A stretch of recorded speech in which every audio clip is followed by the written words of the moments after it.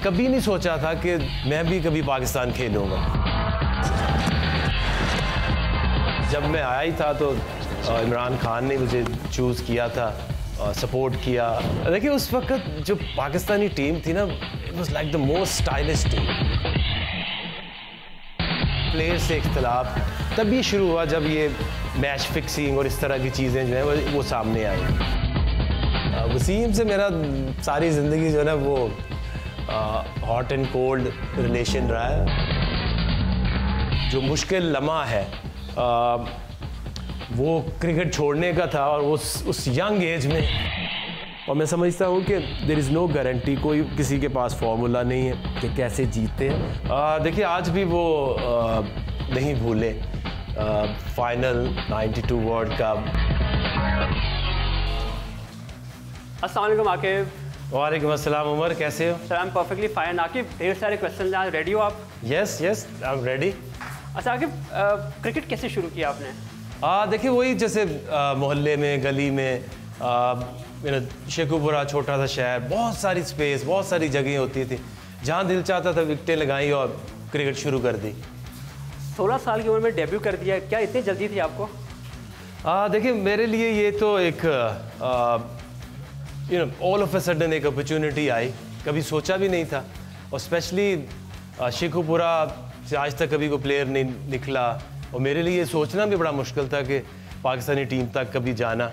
शौक़ से खेलता था स्कूल में, और कभी नहीं सोचा था कि मैं भी कभी पाकिस्तान खेलूँगा। अच्छा, आपने पहले ही ट्रायल में वसीम राजा से इसरार कर दिया आपने कि दोबारा ट्रायल लें उनके, वो क्या माजरा था? देखिए मैं तो तब ना फर्स्ट ईयर में आया था उधर सिविल लाइंस में, तो हॉस्टल में रहता था। तो मेरे जो दोस्त थे उन्होंने कहा कि आप चलें ट्रायल देने जाते हैं।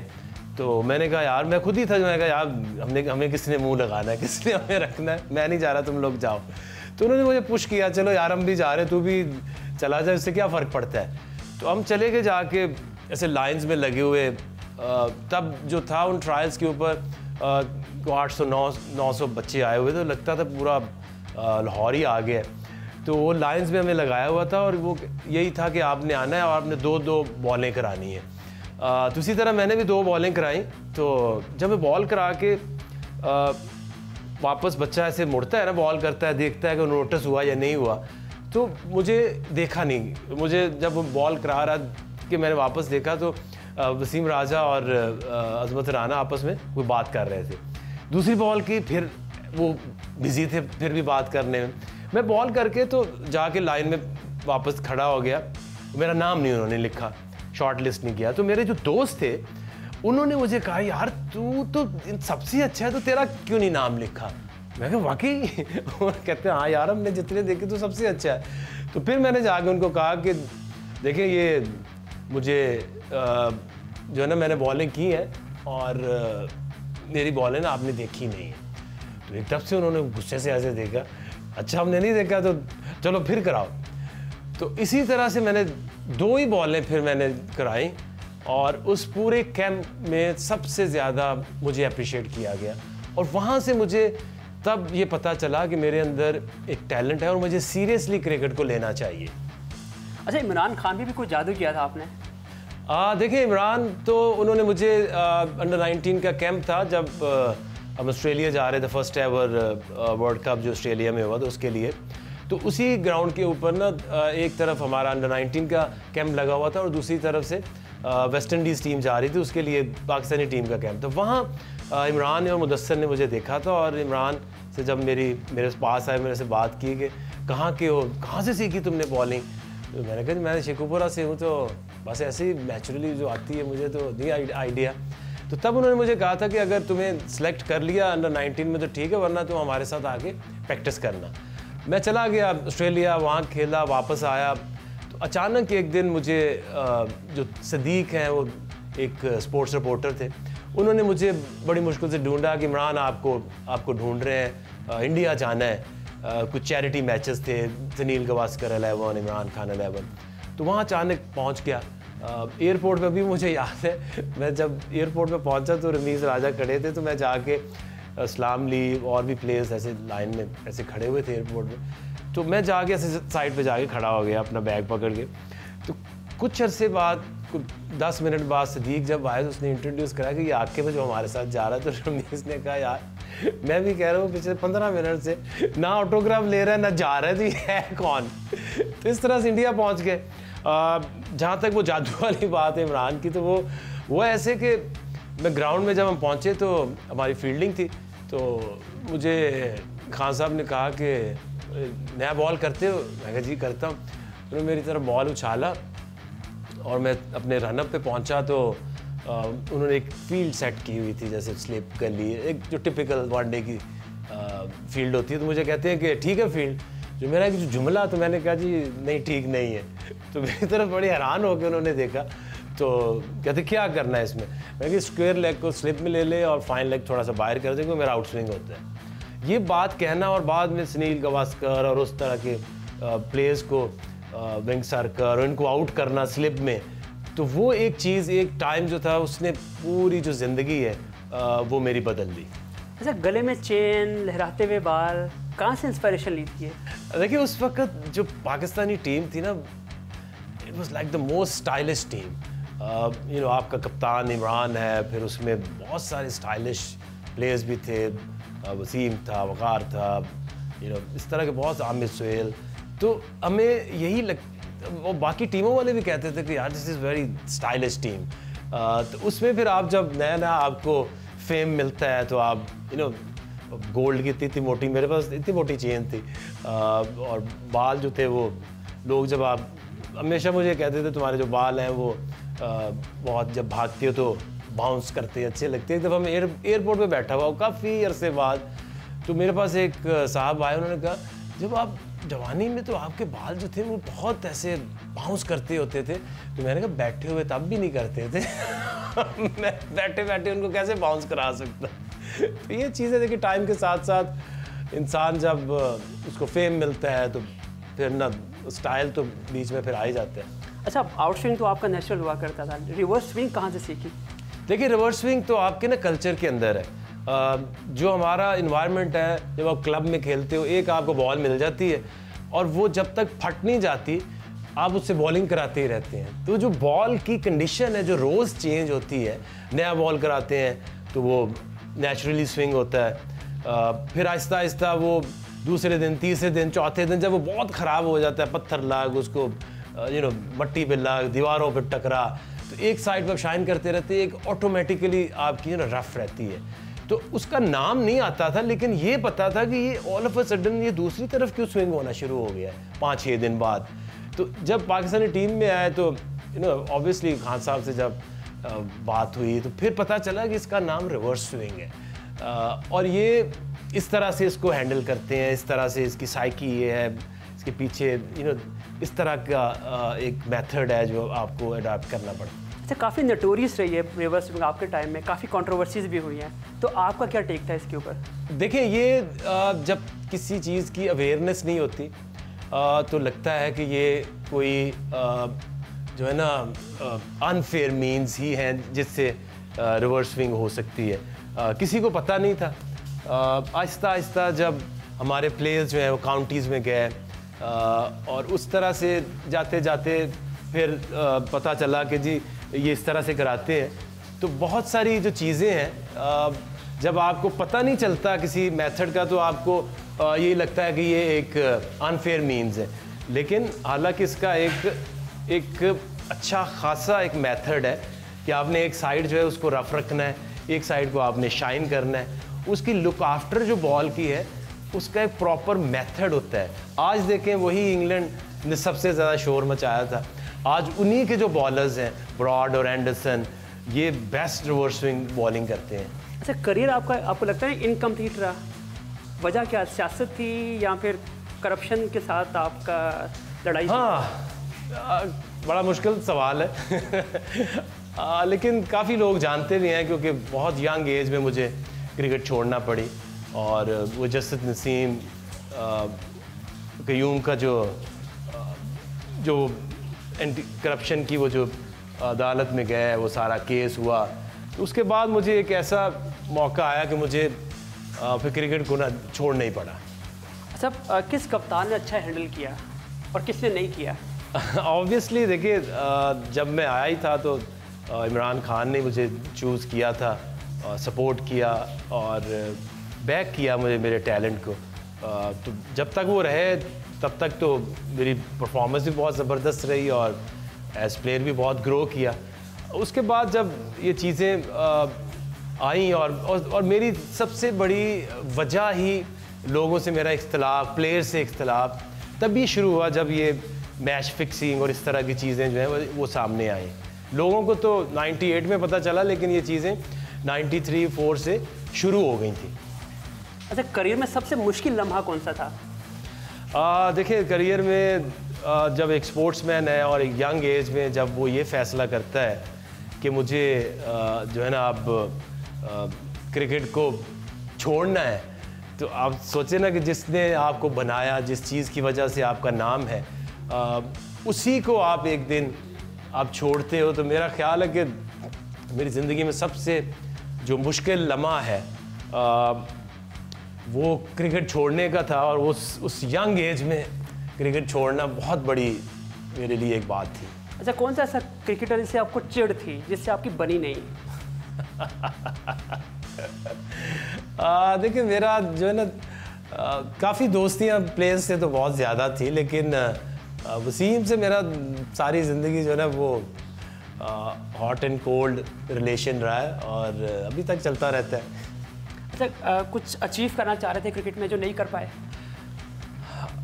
देखिए, उस मेरे दौर में बड़ा मुश्किल था मेरे लिए कुछ इस तरह का टारगेट कि मैं 1000 विकेटें लूँगा, या मैं, क्योंकि वो उसमें वक़ार, वसीम, इमरान, इस तरह के बॉलर्स के बीच में खेलना। लेकिन मेरा टारगेट यही होता था कि जो मेरा रोल है टीम के अंदर, उसको मैंने नहीं छोड़ना, ताकि अगर मैं उस रोल में फिट इन रहूँगा तो खेल सकूँगा। और जो टीम की जो कंट्रीब्यूशन होती थी उसमें मेरा ज़्यादा फोकस होता था, क्योंकि मेरे पास ऐसी अपॉर्चुनिटी कम होती थी कि मैं सेल्फिश होकर विकेटों के पीछे जाऊँ। बहुत बातें हो गई और आप भी ब्रेक पे जाएं और मुझे भी थोड़ी सी ब्रेक चाहिए।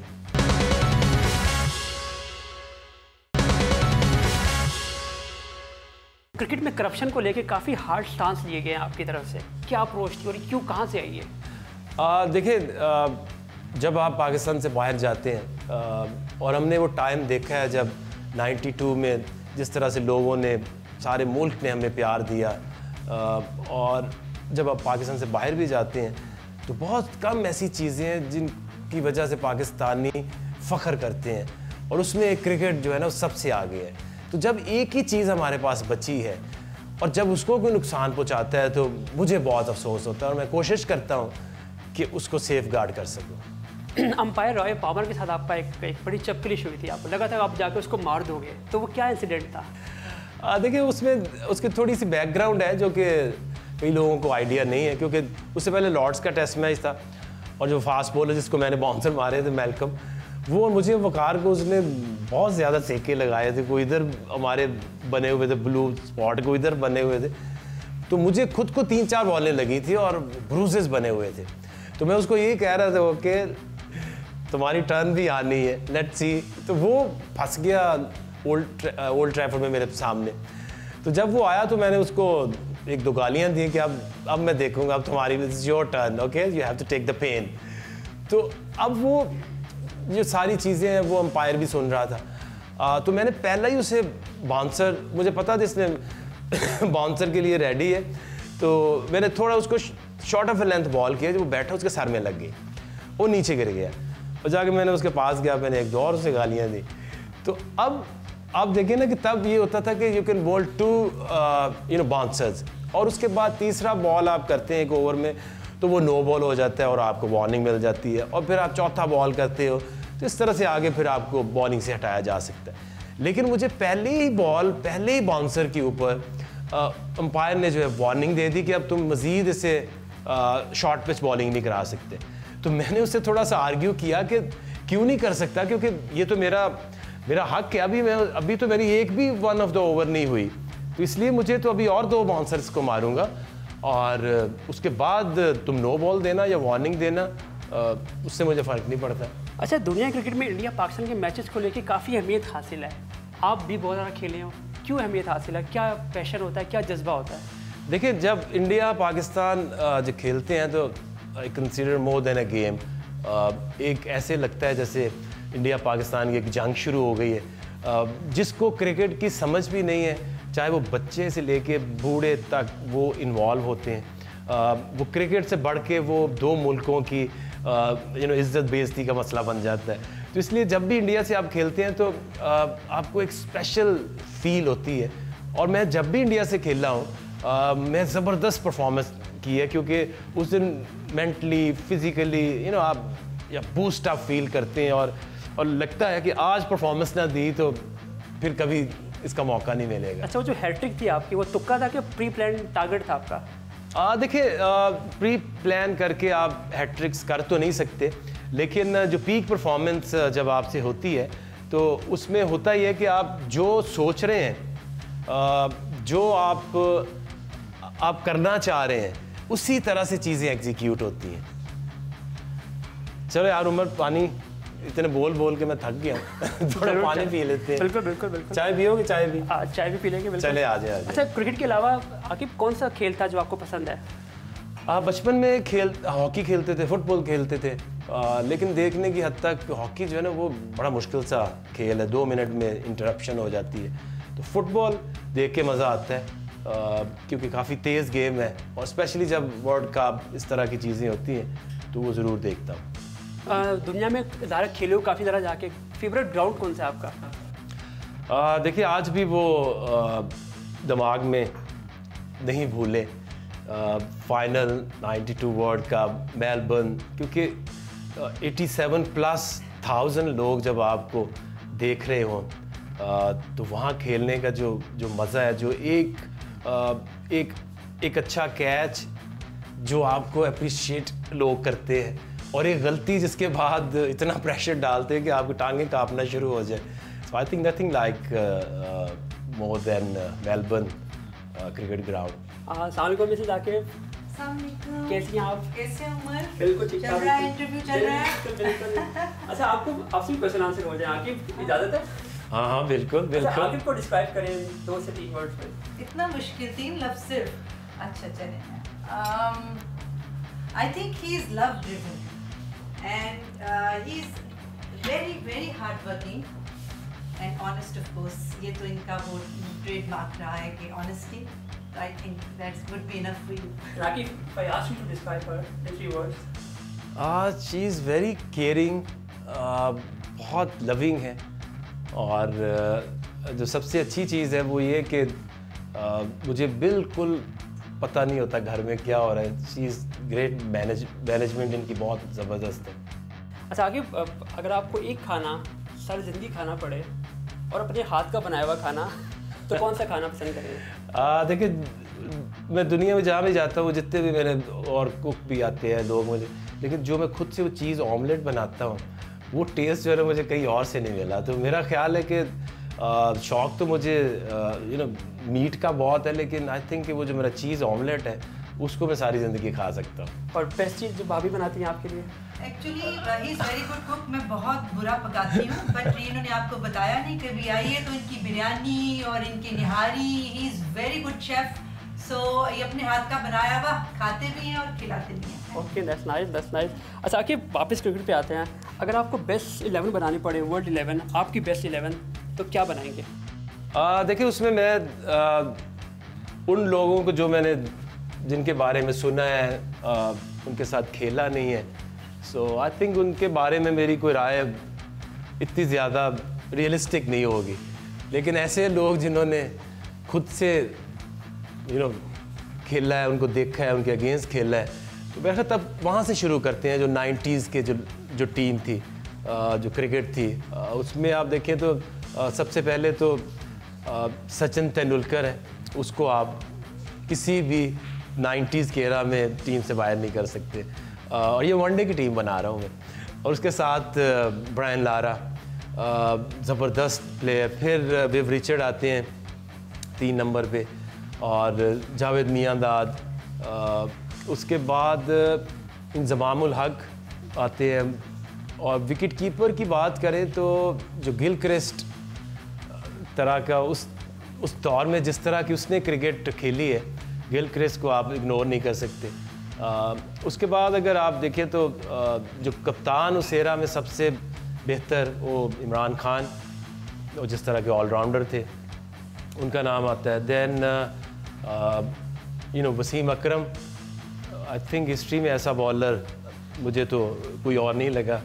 Then Shane Warne, Waqar Younis, क्योंकि जब आप एक टीम बनाते हैं तो जिस तरह से वो रिवर्स स्विंग उसने कराई हुई है, I think that is outstanding. और फिर मुरलीधरन, ये मेरी एक ड्रीम वनडे साइड है जो 90s के एरा में थी। और 12th मैन में आपको दोगे?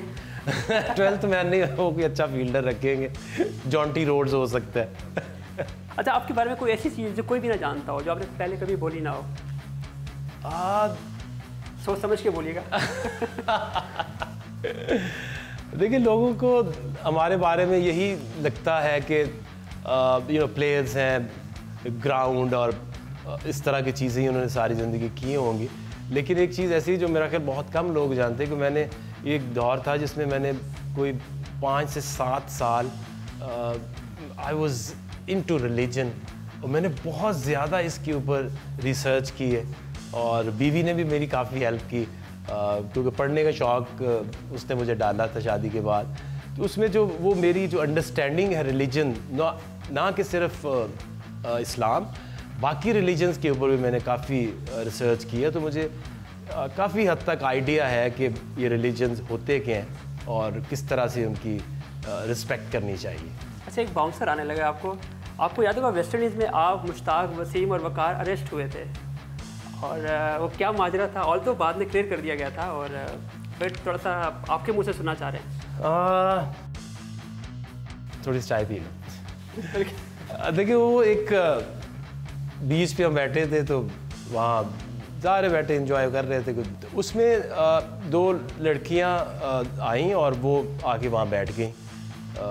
तो उन्होंने कहा कि कैन वी ज्वाइन यू, और बैठ गई। और मुझे अभी भी याद है, एक काला उन्होंने फ़ोन करके बुलाया था। उस काले ने कुछ ला के दी थी वो ड्रग ना, तो वो ड्रग उन लड़कियों के ने अपने पास ऐसे रखी और रेत में छुपा दी। तो बीच पे थे, तो इतनी देर में ही हमें तो तब पता चला, क्योंकि हम जो थे 4 बच गए थे, बाकी मुदस्सर भी वही थे, वो चले गए। मोइन अभी 50 मीटर दूर ही गया था, तो एकदम से पुलिस आई और उन्होंने गन हमारे सर पे ऐसे रखती, और हमें समझ ही नहीं आया करें क्या, सिर्फ शॉर्ट्स पहनी हुई। उसी तरह हमें उन्होंने वही, क्योंकि वो जो लड़का था जो उछलाया था वही इन्फॉर्मर था उनका, तो वो इस तरह पकड़ते हैं टूरिस्ट को और फिर वो उनसे पैसे वैसे बनाने की कोशिश करते हैं। लेकिन जब उन्हें पता चला कि वो ये तो क्रिकेटर्स हैं, तो उन्होंने कहा आज तो प्रमोशंस ही होंगी बड़ी बड़ी। अच्छा, अपने नामुकम्मल करियर को आपने कोचिंग से भी पूरा करने की कोशिश की और काफ़ी हद तक कामयाब भी रहे हैं, तो सेटिस्फेक्शन फील हो रही है? देखिए, मैं यंगेस्ट प्लेयर भी था और फिर यंगेस्ट कोच भी बना। मुझे ये लगता था कि कोई भी चीज़ अगर आपने ठीक करनी है या बेहतर करनी है तो आपको सिस्टम के अंदर होना चाहिए। तो फिर मैंने कोचिंग शुरू की। आई थिंक मैं वाहिद ही पाकिस्तानी कोच था जिसने प्रॉपर इसको एज प्रोफेशन अपनाया, और कोई कभी काम और नहीं किया सिवाय इसके कि मैं एक प्रोफेशनल कोच बनूं। अंडर 15 से शुरू किया, 17, 19, 18 पाकिस्तान टीम, फिर यूएई गया, तो इस तरह से अभी लाहौर के साथ हूँ, लाहौर कलंदर्स के साथ। अच्छा, ऐसी काफ़ी बुक्स नज़र आ रही हैं, तस्वीरें नज़र आ रही हैं। आई थिंक आपको पढ़ने का शौक है कि ये भाभी का ही मशगला है?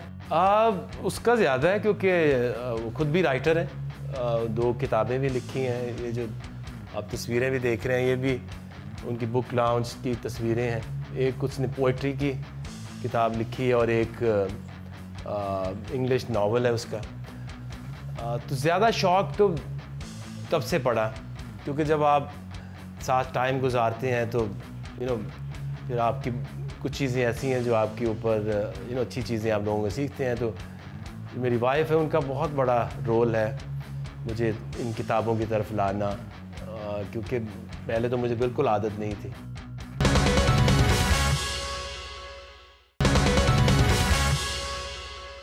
अच्छा, आगे काफ़ी मुल्क ज़्यादा घूमे हैं, एज अ प्लेयर भी घूमे, एज अ कोच भी घूमे हैं, कौन सा ऐसा कंट्री जो काफ़ी फनेटिक, काफ़ी क्रेजी है अबाउट क्रिकेट? देखिए 2 मुल्क ऐसे हैं और वो एक तो हमारा ही है। हमारे जो लोग हैं वो क्रिकेट से ज़्यादा जो क्रिकेटर्स को फॉलो करते हैं, हीरोज़ को देखते हैं, क्योंकि इसकी मिसालें भी आप देखें कि जब शाहिद अफरीदी आउट होता है पेशावर में तो आधा क्राउड ग्राउंड में आ जाता है कि इसको दोबारा बारी दो वरना मैच नहीं होने देंगे। इंडिया में क्रिकेट की नॉलेज बहुत ज़्यादा है, तो एक ही डिफरेंस है, Pakistani they mostly they follow heroes cricketers, और इंडिया में जितना क्रिकेट को समझा जाता है और जितना फॉलो किया जाता है, क्रेज़ी, दोनों मुल्क क्रेज़ी हैं इस मामले में। अच्छा, पाकिस्तान भी छोड़ा आपने, यूएई का जिक्र किया, पाकिस्तान भी छोड़ा आपने, आपको यूएई जाना पड़ा कोचिंग के लिए, तो वो एक उसमें कुछ है, कुछ चीज़ें जो आप शेयर करना चाहेंगे? देखिए मैं तब पाकिस्तानी टीम के साथ ही था जब इंग्लैंड से सीरीज़ हुई पाकिस्तान की, तो हालांकि बड़ी अच्छी सीरीज़ रही, पाकिस्तान ने 3-0 उनको क्लीन स्वीप की। तो उसी दौरान मुझे यूएई से ऑफ़र आई, तो वो ऑफ़र इस तरह की थी कि मुझे उन्होंने कहा कि हमें कोई एक कोच ढूंढ के दो पाकिस्तानी, दे वो लुकिंग फॉर अ कोच। तो मैंने कहा हाँ मैं कोशिश करूँगा। तो मेरे साथ मेरी बेटी भी खड़ी हुई थी, तो वो तब थी 10-11 साल की, तो उसको काफ़ी था उसका कि मैं पाकिस्तान से ना बाहर इधर दुबई में आके रहूँ। तो उसने मुझे इतना पुश किया कि डैड वो जो रिकमेंड जो कोच करना है ना वो आप ही हो। तो मैंने उसको बड़ा कहा कि मुझे नहीं पता ये एसोसिएट क्रिकेट क्या होती है, मुझे नहीं है आइडिया, मैं कैसे सब कुछ छोड़ के वहाँ जा सकता हूँ। तो मैंने ये मेनली उसके कहने पे मैंने किया था। फिर मैंने वाइफ से मशवरा किया कि let's do it for her. काम है, काम तो कहीं भी जाके किया जा सकता है। और जाके मैंने कुछ 4.5-5 साल उधर रहा और बहुत मेहनत की, और जो कुछ अचीव करना चाहा, शुक्र है कि वो सारी चीज़ें अचीव हुई। 3 वर्ल्ड कप वो खेले, ओडीआई स्टेटस उनको मिला जो कि अभी तक यूएई के पास है। तो ऐसे ही जब वो मुझे लगा कि अब इससे आगे वहाँ कुछ अचीव नहीं हो सकता, तो फिर मैं मूव किया पाकिस्तान दोबारा। अब वापस पाकिस्तान आया तो लाहौर कलंदर को ज्वाइन किया आपने। अच्छा, लाहौर कलंदर में हमने देखा कि कुछ ऐसे फॉर्मर प्लेयर्स होते हैं जो टैलेंट हंट की तरफ नहीं जाते हैं। आपको कुछ ज़्यादा शौक है टैलेंट हंट प्रोग्राम की तरफ, तो आई थिंक आप 3 साल से काम भी कर रहे हैं इस चीज़ के ऊपर। क्यों, ये कहाँ से चीज़ आ रही है? देखिए मैं खुद से जिस तरह मैं प्लेयर बना हूँ, मुझे उस चीज़ का एहसास है, क्योंकि एक छोटा शहर शेखुपुरा, तब तो 90s में तो सवाए लाहौर और कराची और पिंडी, इससे बाहर तो निकलते ही नहीं थे। तो मेरा भी इसी तरह से एक लाइन में लगना, 2 बॉल करके सिलेक्ट होना और यहाँ तक पहुँचना। तो मुझे ऐसा लगता है, क्योंकि अगर आप थोड़ी सी रिसर्च करें तो आपको लगेगा कि जितने भी ये एसोसिएशन रीजन्स हैं, इसमें आम इंसान ट्रायल नहीं दे सकता। वो सिलेक्टेड लोग क्लब्स वाले रिकमेंड करते हैं, वो आते हैं। तो मुझे लगा कि ये आम आदमी जो आम इंसान है, उसके लिए पाकिस्तान में अभी तक कोई अपॉर्चुनिटी नहीं थी। अच्छा, back on Lahore Qalandar team नहीं जीत पा रही पिछले 3 सीज़न से। आए ये तो सुन के तंग आ गए, और देखिए हमारा फ़र्ज़ भी बनता है कि हम इसका जवाब दें, क्योंकि इसमें एक चीज़ इस बिज़नेस में बहुत डेंजरस है, अच्छी भी है बुरी भी है। अगर आप जीत गए तो 1 साल के लिए आप चैम्पियन हैं, क्योंकि ऐसा तो नहीं है पाकिस्तानी टीम है ऑस्ट्रेलिया से हार के आई, यूएई में जीत गई, तो वो सारे जो आपके जो चीज़ें हैं वो चेंज हो जाती हैं। लोग आपकी दोबारा से थोड़ी गालियाँ देते हैं, फिर आपको कहते हैं वो अच्छा किया, सीरीज़ जीत गए यूएई में। इसकी मुसीबत ये साल में आती है एक दफ़ा है। आप हार गए तो 12 महीने आपने लोगों की बातें सुननी है, और सबसे ज़्यादा हमें गालियाँ पड़ती हैं। वो इसलिए पड़ती है कि जिस तरह से हम शोर मचाते हैं, जिस तरह से हम लोगों के लिए काम करते हैं, उसको लोग अटैच कर देते हैं हमारी विन और लूज़ करने के साथ। और मैं समझता हूँ कि देयर इज़ नो गारंटी, कोई किसी के पास फार्मूला नहीं है कि कैसे जीतते हैं और कैसे 3 दफ़ा आखिरी नंबर पे आते हैं। और मैं हमेशा से ये कहता हूँ कि कोई टीम जितनी भी कोशिश कर ले, वो अपनी मर्ज़ी से आखिरी नंबर पे नहीं आ सकती। और जब ये डेडलॉक हमारा ख़त्म हुआ, तो ये कभी पहले नंबर का आ गया तो वहाँ से भी हमने नहीं हिलना। अच्छा कि आप क्विक क्वेश्चंस होंगे, अगर आपको एक दिन के लिए वज़ीर-ए-आज़म बना दिया जाए तो क्या करेंगे? देखिए, सबसे पहला काम तो मैं ये करूँगा कि पाकिस्तान में 2 बच्चों से ज़्यादा आप बच्चे नहीं पैदा कर सकते। और मैं खुद अपने से एग्ज़ाम्पल शुरू करके लोगों तक जा रहा हूँ। मेरी एक बेटी है और प्लान्ड एक बेटी है, ये नहीं कि उसके बाद हमारी औलाद नहीं हुई। मैं यही समझता हूँ कि जो ओवर पॉपुलेशन है वो बहुत बड़ी रीज़न है पाकिस्तान के डाउनफॉल में। अगर आपको मौका मिले तो उम्र की पिछली किस ईरा में जाना चाहेंगे? देखिए, सबसे जो इंसान को खुशी मिलती है और वो एक ही डिसीजन है जो इंसान खुद करता है, और वो आपकी शादी। चाहे आप ज़िंदगी में जितने भी कामयाब हो जाएं, जितनी भी तरक्की कर लें, एक फ़ैसला जो है ना वो आपने करना है, और वही आपका अगर सही फ़ैसला हो जाए तो मेरा बार बार आप उस एज में, उस एरा में जाना चाहेंगे। तो 98 ऑनवर्ड वो जो मेरा टाइम था, that was I think the most beautiful memories I have. So लड़कियों का जिक्र हो रहा था, लड़कियों में काफ़ी मारूफ थे आप अपने टाइम में, कितनी घर तक पहुंची?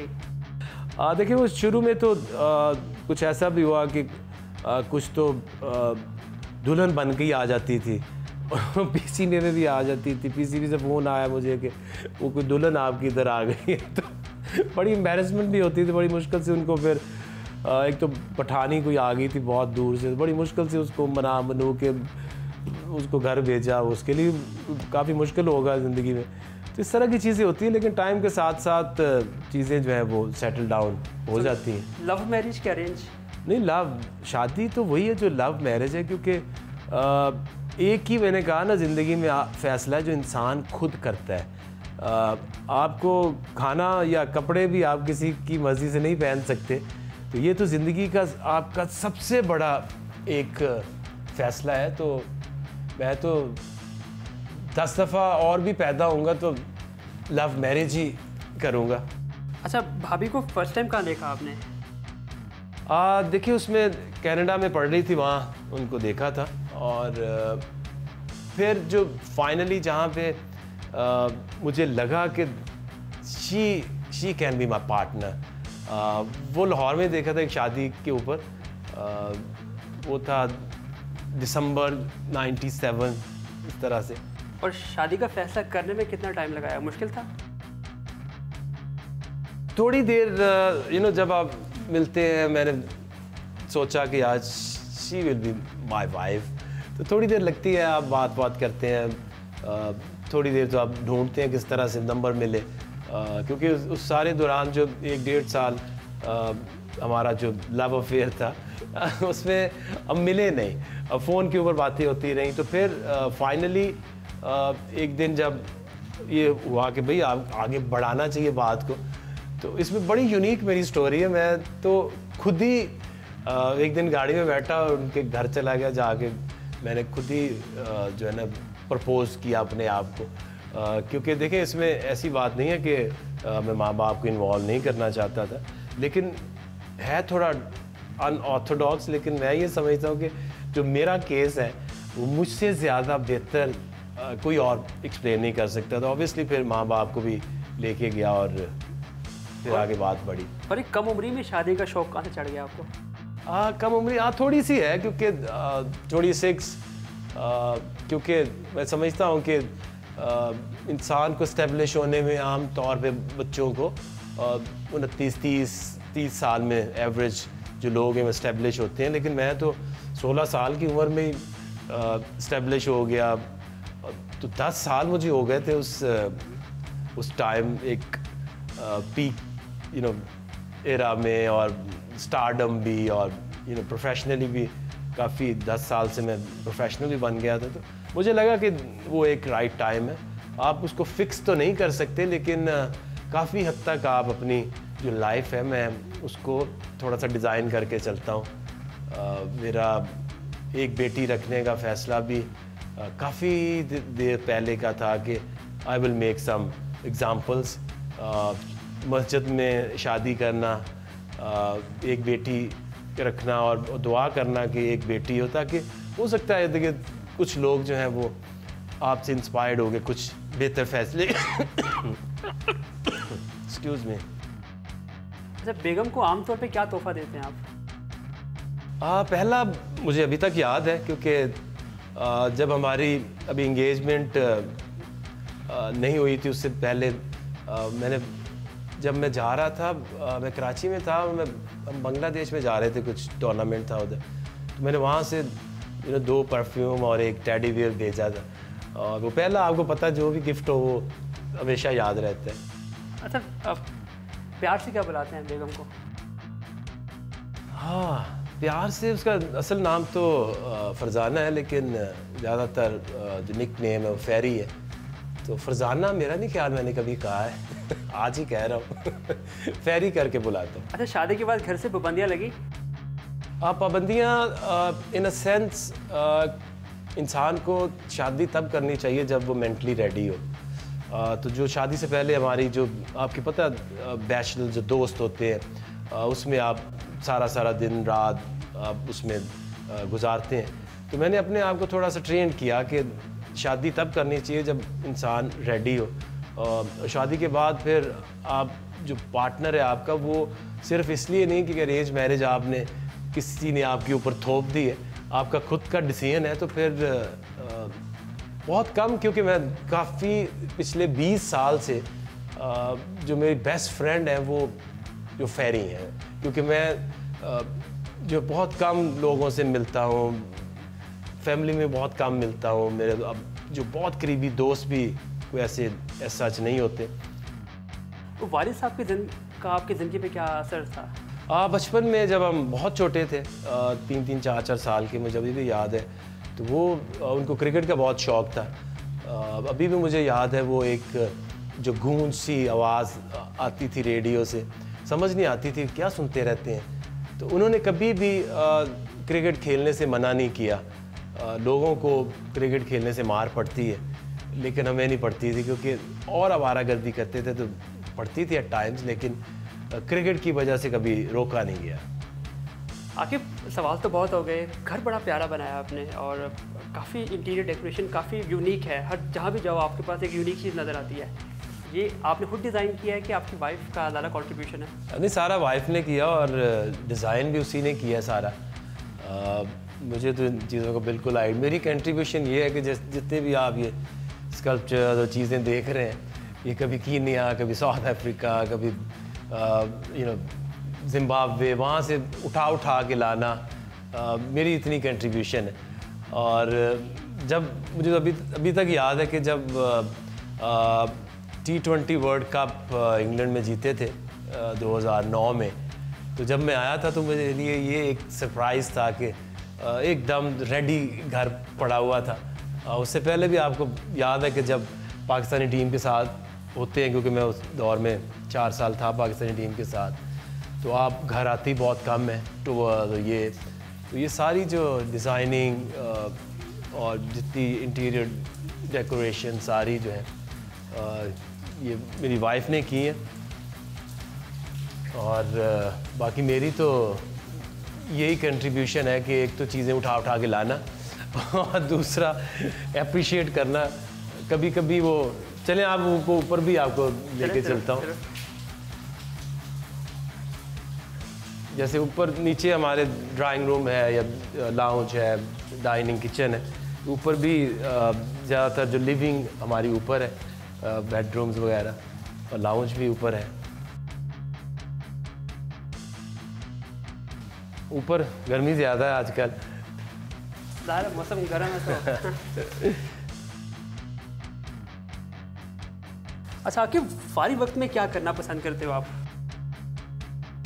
टीवी रूम में बैठ जाना, रैंडमली टीवी को देखना, एट टाइम्स फिल्म्स चले जाना। लेकिन पाकिस्तान आके 2 साल में तो बहुत ज़्यादा टाइम नहीं मिला।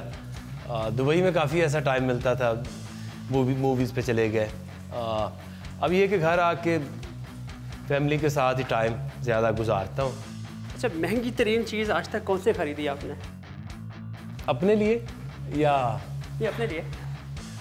अपने लिए तो महंगी ज़्यादा चीज़ वैसी तो नहीं खरीदी, लेकिन बीवी के लिए याद है रोलेक्स खरीदी थी जब शादी थी। अच्छा आकिब, अगर आपकी मेमोरी का टेस्ट लिया जाए, मैं डेट्स बोलूँगा और आपको बताना ये दिन क्या हुआ था। आई होप कि मुश्किल ना हो। November 27, 1998, नवंबर 98 नवंबर 98